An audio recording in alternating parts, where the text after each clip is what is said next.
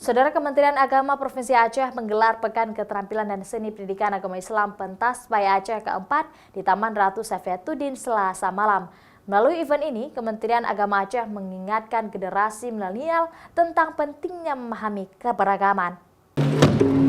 Pembukaan pentas PAI keempat ditandai dengan penabuhan rapai secara bergantian oleh staf ahli Gubernur Aceh Darmansyah, Kepala Kantor Wilayah Kemenak Aceh M. Daud Pakeh, serta Wali Kota Banda Aceh Aminullah Usman.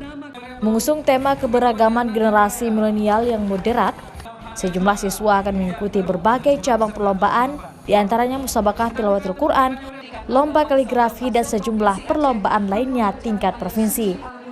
Ini kegiatan Kementerian Agama 2 tahunan yang kita mulai dari kabupaten kota, provinsi sampai ke tingkat nasional. Dan juga kita mempersiapkan anak-anak kita ke ajang tingkat nasional. Insya Allah bulan depan pertengahan Oktober, anak-anak kita akan berlomba di tingkat nasional di Kota Makassar, Sulawesi Selatan. Kakanwil Kemenak Aceh M. Daud Pakeh mengatakan berdasarkan tema yang diangkat dalam event tersebut, generasi milenial diharapkan ke depan memiliki pengetahuan yang cukup, namun pemikirannya tidak terbelenggu.